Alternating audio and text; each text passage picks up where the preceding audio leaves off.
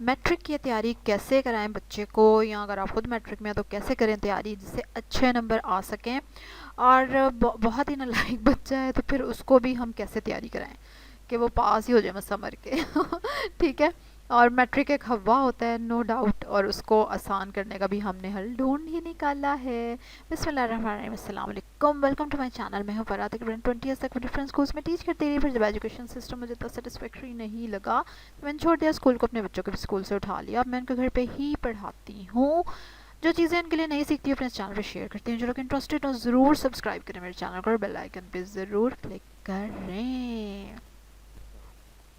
अच्छा, मैट्रिक जब बच्चा कर रहा होता है, 9th में होता है, तो बहुत ज़्यादा पेरेंट्स भी वरिड होते हैं जिसके लिए बच्चे को अकेडमीज़ डिफरेंट ज्वाइन कराई जा रही होती हैं, टेस्ट सेशन ज्वाइन कराए जा रहे होते हैं, और बड़ी ही फ़िक्र चल रही होती है। इसके बारे में एक बड़ा अजीब सा व्यू मैं कहूँगी, बट रियलिटी बेस्ड, जो कि मैं आपको एंड में जाके दूँगी। लेकिन अभी इस बारे में बात करेंगे कि इतनी टेंशन होती है ना। और सबसे बड़ी बात ये होती है कि टेस्ट सेशन जब आप बच्चे को ज्वाइन कराते हैं, या इवन जो स्कूल में भी वो टेस्ट दे रहा है, टेस्ट पे टेस्ट दे ही जा रहा है, फेल पे फेल हो ही जा रहा है। मतलब आज टेस्ट दिया उसमें भी फेल, अगला टेस्ट दिया उसमें भी फेल, उससे अगला दिया उसमें भी फेल। अल्लाह अकबर। ठीक है। जब मैं स्कूल में टीच कर रही थी तो मैं 9th को भी टीच करती थी, कंप्यूटर साइंसेज 9th 10th को भी, तो सेम थिंग हैपन के समझ नहीं आता था कि बच्चा कॉन्टीन्यूसली फेल हो जाता है, हर टेस्ट में फेल हो जाता है। एक चैप्टर का टेस्ट ले लो, 2 सवालों का टेस्ट ले लो, 3 चैप्टरों का टेस्ट ले लो, फुल बुक टेस्ट ले लो, half book test, fail. And believe me, at that time मुझे नहीं समझ आती थी कि भाई ये बच्चा फेल क्यों हो रहा है, या मैं क्या करूँ, अब मैं व्हाट शुड आई डू, मुझे क्या करना चाहिए एज अ टीचर। ठीक है। या मैं पेरेंट को भी क्या मशवरा दूँ कि वो क्या करें एज अ पेरेंट, या ट्यूशन टीचर को भी मैं क्या मशवरा दूँ कि वो क्या करें। और आज आके ना हम सारा कुछ बच्चे पे डाल देते थे, जी बच्चा इंटरेस्ट नहीं शो कर रहा, मेहनत नहीं कर रहा, याद नहीं कर रहा, याद नहीं कर रहा, याद नहीं कर रहा। आप बच्चे के पास बैठे हैं, जो पेरेंट्स को मैं मशवरे देती थी ना अपने पेरेंट टीचर मीटिंग में, ठीक है, जिसको पेरेंट्स सुनी अनसुनी कर देते थे। और मुझे खुद भी एज अ टीचर समझ नहीं आती थी कि मैं क्या करूं। फिर प्रिंसिपल की तरफ से हम पे प्रेशर होता था, जी बच्चा फेल नहीं होना चाहिए, कम से कम उसके पासिंग मार्क्स तो ज़रूर आने चाहिए। इवन ये भी मुझे एट टाइम्स बहुत मुश्किल लग रहा होता था ऐसे बच्चे से एक्सपेक्ट करना, क्योंकि वो बच्चा जो थ्रू आउट आपके हर टेस्ट में फेल हुए जा रहा है, तो आप उसका क्या करेंगे, क्या करेंगे, व्हाट यू विल डू। लेकिन क्योंकि अब मैं पढ़ी लिखी टीचर बनती जा रही हूँ, and I have searched a lot of things, और काफ़ी सारी चीज़ें मुझे पता चली जिनको मैंने अप्लाई करके देखा, तो now I am feeling more confident कि इस तरह की तैयारी करानी चाहिए बच्चे को। ठीक है। और मेरे पास एक बच्ची आ रही है that is in class 9th, और उसको मैं काम करा रही हूँ। और ये काम मैं ऑलरेडी, मतलब मोहम्मद रीप को भी आजकल मैं ना काइंड ऑफ इसी स्टाइल से ही काम करा रही हूँ। और इस बच्ची को लेके भी ना मैंने ये नई चीज़ ट्राई की, और जो कि मुझे हेल्पफुल लगी, तो जो मैं आपके साथ शेयर करने लगी हूँ कि आपने कैसे तैयारी करानी है। अगर आप भी किसी 9th के बच्चे को तैयारी करा रहे हैं, आपका अपना बच्चा है, या आप ट्यूशन टीचर हैं, ठीक है, या आप स्कूल टीचर हैं, या आप खुद ऐसे बच्चे हैं कि जो 9th में हैं, तो आप क्या करें। ठीक है। तो आप ये काम करेंगे तो इंशाल्लाह काफ़ी हद तक आपको पता होगा कि अच्छा भी मेरे इतने मार्क्स आ जाएंगे। ये नहीं होगा कि हाय पता नहीं मैं पास होऊंगा कि फेल, या मुझे तो नहीं लगता कि मैं पास हो सकता हूँ या हो सकती हूँ। अनसर्टनिटी इस तरह की ना कम हो जाएगी इस तरीके से जो मैं आपको बताने वाली हूँ। ठीक है। और ये बहुत ही ज़बरदस्त मेथड रहा है जो मैंने ट्राई किया है, इंशाल्लाह आपकी भी इससे हेल्प होगी। अच्छा ये देखें, ठीक है, ये है समरी। अब इंग्लिश की जो 9th की बुक है ना, उसमें 2 समरियाँ सारी, और जिसमें से एक आनी है पेपर में। ठीक है। तो अब उसके हैं 5 मार्क्स, समझ आ गई। तो अब हमें इन समरीज़ को याद करना है। अब आप ये बच्ची की मिस्टेक्स चेक करें जो इसने की हुई है समरी को लिखते हुए। ठीक है। अच्छा जी, ये समरी अब उसने पहली दफ़ा नहीं लिखी, पहली दफ़ा ये लिखी थी, अब उसने दूसरी दफ़ा लिखी है, और ये दूसरी वाली समरी है, पहली वाली समरी हम कर चुके हैं। अब इसमें होगा क्या कि समरी याद की बच्ची ने, ठीक है, सुनाई मुझे, लिख के दिखाई, मिस्टेक्स अंडरलाइन हुई, मिस्टेक्स याद करेगी, फिर दोबारा से लिख कर दिखाएगी। ठीक है, उसको मैंने चेक किया, अगेन कोई मिस्टेक्स होंगी, वो फिर दोबारा से लिख के दिखाएगी। और इस प्रोसेस को हम करते जाएंगे जब तक कि उसकी मिस्टेक्स बिल्कुल दूर हो जाएंगी, वो मुझे विदाउट मिस्टेक्स लिख कर दिखाएगी समरी। समझ आई। अच्छा, अब जब उसने विदाउट मिस्टेक्स लिख के दिखा दी समरी, तो इसका मतलब ये नहीं कि बस ठीक है अब याद होगी, नहीं, अब उसको सही से याद होगी माशाल्लाह से। तो अब वो फिर से 2-3 दिन उसको लिखेगी, अगेन मुझे लिख कर दिखाएगी, ताकि उसकी प्रैक्टिस पक्की हो जाए और पक्की हो जाए। समझ आ रही है मेरी बात? कि एक तो चीज़ को याद करना ज़रूरी है, फिर याद की हुई चीज़ को दोबारा दोबारा याद करना, मतलब बार बार रिकॉल करना। इससे क्या होगा कि आपके ब्रेन में उस चीज़ के सिग्नल्स जिसको आप बार बार रिकॉल करते हैं, दोहराते हैं, याद करते हैं, उसके सिग्नल स्ट्रॉन्ग हो जाते हैं। इन फ्यूचर अगर आपको वो चीज़ की ज़रूरत पड़ती है तो वो आपको ज़्यादा अच्छी तरह से एज इट इज़ याद आ जाती है, और आप उसको लिख सकते हैं या किसी को बता सकते हैं या सुना सकते हैं। ठीक है। अच्छा, दूसरी बात एक और, कि अगर बच्चा पूरी समरी भी नहीं याद कर पा रहा, जैसे कि नालायक बच्चा काफ़ी या स्लो लर्नर है, तो फिर आप एक एक पैराग्राफ पे आ जाएंगे कि उस समरी का एक पैराग्राफ याद किया, ठीक है, अगले दिन दूसरा पैराग्राफ याद किया, उससे अगले दिन पहला और दूसरा पैराग्राफ दोनों इकट्ठे याद करके लिखे। ठीक है। नहीं याद हुए, फिर से याद कर लिया, फिर से लिख लिया। ठीक है। अब चाहे उन दो को ही पहले पक्के करते जाओ या एक पैराग्राफ को भी पहले पक्का करते जाओ, डिपेंड्स ना, कि बच्चे का कॉन्फिडेंस बिल्ड होना बहुत ज़रूरी है। अगर आपके बच्चे ने पहला पैराग्राफ ही नहीं अच्छे से याद किया और वो उसको अच्छे से नहीं लिख पा रहा, तो आप अगले पैराग्राफ पे चले जाएंगे, तो इसका क्या फ़ायदा? जब वो पहला पैराग्राफ उसको अच्छे से याद हो जाएगा, वो उसको बार बार लिख लेगा, तो उसका अपना भी तो कॉन्फिडेंस बिल्ड होगा ना, जो उसको हेल्प करेगा आगे और याद करने में। ठीक है। फिर इसी तरह से सेकंड पैराग्राफ, फिर थर्ड पैराग्राफ, फिर इस तरह करके वो समरी याद करेगा, फिर वो पूरी समरी बार बार लिखेगा। समझ आ रही है मेरी बात? ठीक है। ठीक है। तो अब अगर आप स्टूडेंट भी हैं जो कि अगर मेरी वीडियो देख रहे हैं, तो यू कैन डू दैट। आप उस चीज़ को बार बार रिपीट करते जाएं ना, उसको बार बार रिवाइज करना, याद की हुई चीज़ को याद करना भी एक बात होती है हाँ जी, समझ आई? हम तो यहाँ पे याद कर लेना ही समझते हैं कि बड़ी बात है जी, हमने याद कर लिया, यही बड़ी बात है, कच्चा पक्का याद कर लिया। नहीं, आप उसको कंफर्म करें। ठीक है। 5 नंबर तो आपके कम से कम कंफर्म हो, 5 में से 5 तो नहीं आएंगे, लेकिन चलो अगर आप विदाउट मिस्टेक्स अच्छी सी समरी लिख दोगे तो यू कैन एक्सपेक्ट 3 और 3.5 मार्क्स, जो कि बहुत अच्छे मार्क्स हैं। ठीक है। पूरे पूरे नंबर तो नहीं आते लैंग्वेजेस में, जाहिर है। अच्छा, सिमिलरली इसके जो अप टू डेट पेपर्स हैं, जो कि मैंने अक्लमंदी की पहले ही लेके रख लिए थे, अब इस टाइम पे मैं आपको फोर्स नहीं कर सकती, लेकिन क्योंकि पेपर्स जो अप टू डेट पेपर्स हैं ना, वो मिलते हैं जब पेपर्स होने वाले होते हैं। ठीक है।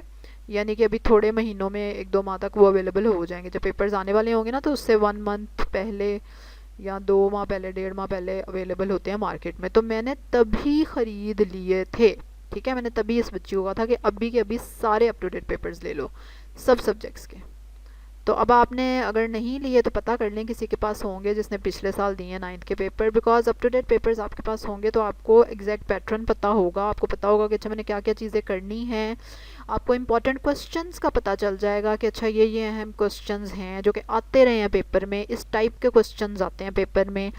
या आप जब अपना कोई चैप्टर याद करते हैं तो फिर आप उसका टेस्ट दे सकते हैं, अप टू डेट पेपर्स में से आप क्वेश्चंस कर सकते हैं कि अच्छा मुझे ये आ रहे हैं कि नहीं। आपको काफ़ी हद तक आइडिया हो जाएगा कि अच्छा किस तरह का क्वेश्चन बोर्ड के पेपर्स में पूछा जाता है। ठीक है।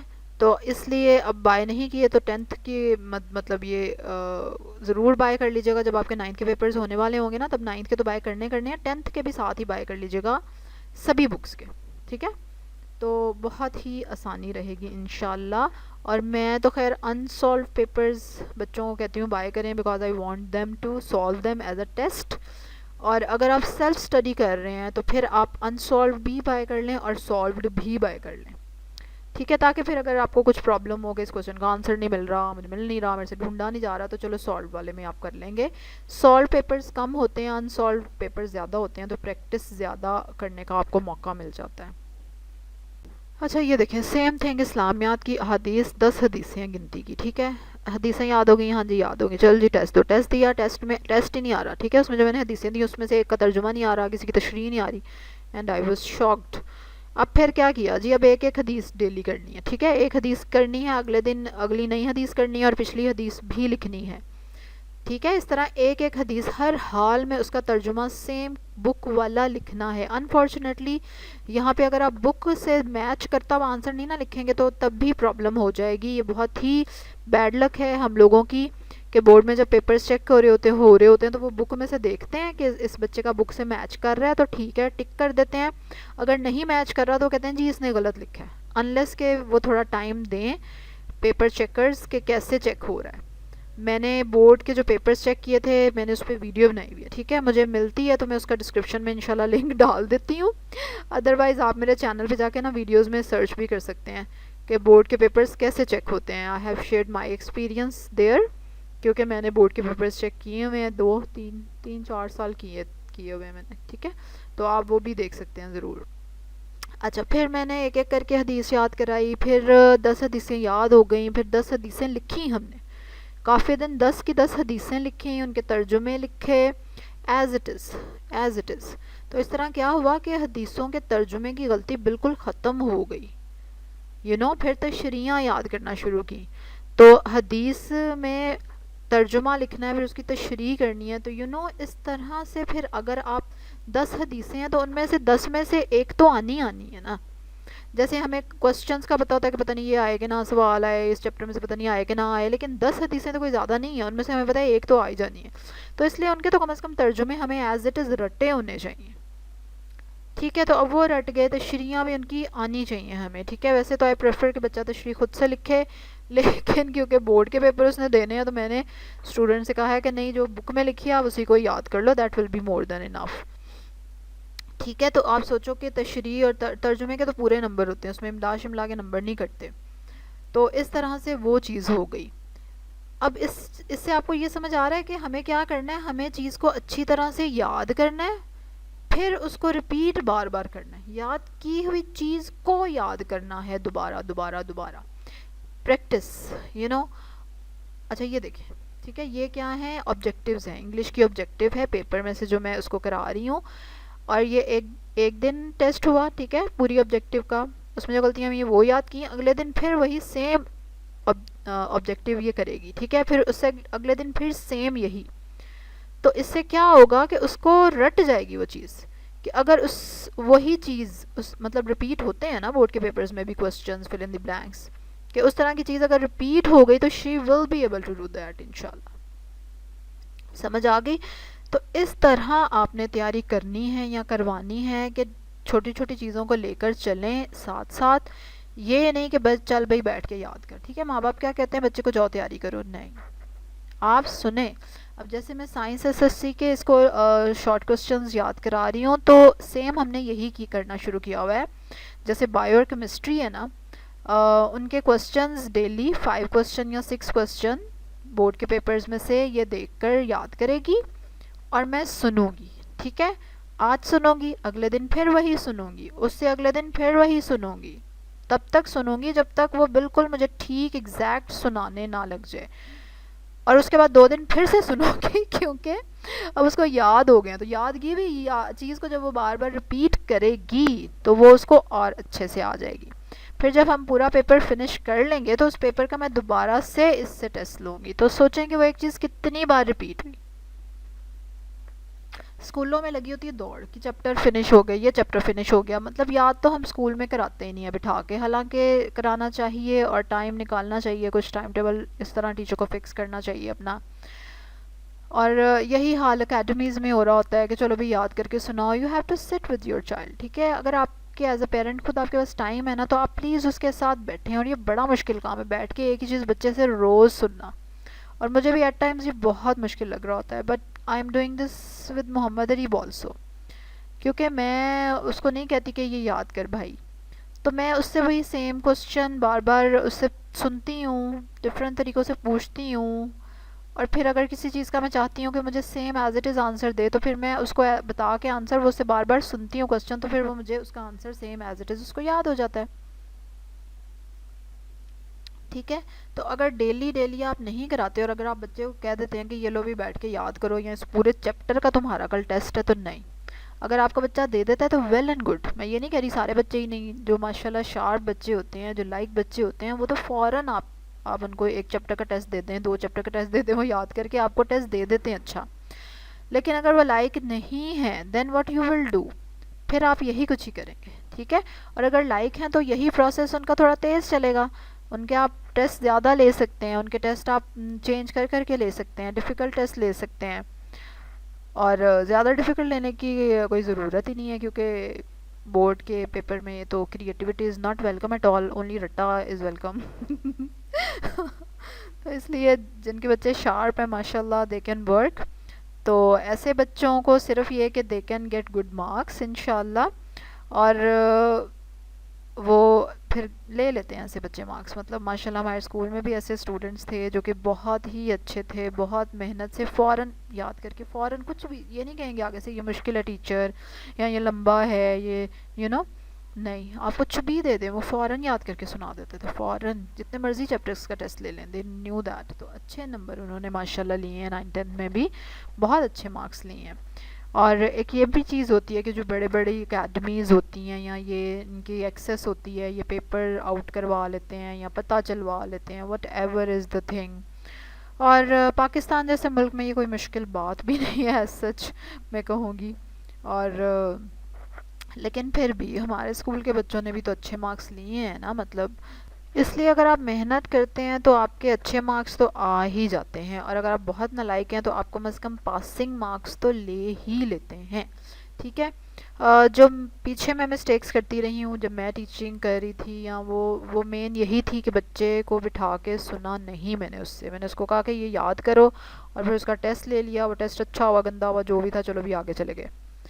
तो अब उस चीज़ को ब्रेक करके, तोड़ के, करा के याद थोड़ा थोड़ा थोड़ा थोड़ा कराने से, मतलब ये अच्छी चीज़ है। ठीक है, इससे आपका कॉन्फिडेंस रहेगा, आपको ये नहीं होगा कि अब देखो पेपर दे के आता है तो क्या लिख के आता है।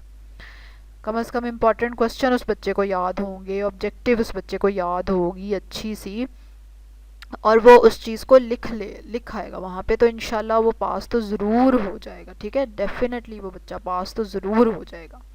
तो इसलिए ये चीज़ें आपने ज़रूर ध्यान में रखनी है। और ये मुश्किल इसलिए है कि इसमें बैठना पड़ता है, इसमें टाइम देना पड़ता है, जो कि बहुत मुश्किल लगता है। मुझे बहुत मुश्किल लगता है कि क्वेश्चन बार बार सुनना, मैं बता नहीं सकती आपको कि I get so much irritated, लेकिन मुझे सुनना पड़ता है, क्योंकि ताकि बच्चे को ये क्वेश्चन अच्छी तरह से याद हो जाए और उसको पता हो कि अच्छा भाई ये क्वेश्चन पूछा गया तो मैंने उसका ना आंसर ये लिखना है। आपको भी जो कोई इस तरह की टिप पता हो या इससे बेहतर टिप पता हो तो ज़रूर कमेंट में शेयर करें, ताकि मेरे इल्म में भी इजाफ़ा हो। ठीक है। और ज़रूर अपने ख़यालात के इजहार करें बोर्ड सिस्टम के हवाले से। मैं देखती हूँ मुझे वीडियो मिलती है तो मैं उसको ज़रूर डिस्क्रिप्शन में डाल देती हूँ, वो भी आप देख सकते हैं, उससे भी आपको आइडिया होगा कि बोर्ड के पेपर्स की चेकिंग कैसे होती है। ठीक है। Best of luck to you people, और आपके बच्चों को बेस्ट ऑफ लक 9th के लिए, और मेरे बच्चों को जिनको मैं पढ़ा रही हूँ, एक दो को, एंड उनके लिए भी बेस्ट ऑफ लक। अब आप क्या करेंगे, जल्दी से लाइक करेंगे मेरी वीडियो को, सब्सक्राइब करेंगे मेरे चैनल को, बेल आइकन भी ज़रूर क्लिक करेंगे, and do check out Nafia's channel, माशाल्लाह she is doing great job there. और ज़रूर आप भी देखिए और उसको अप्रिशिएट करें। ठीक है, चलो जी, अल्लाह हाफिज़।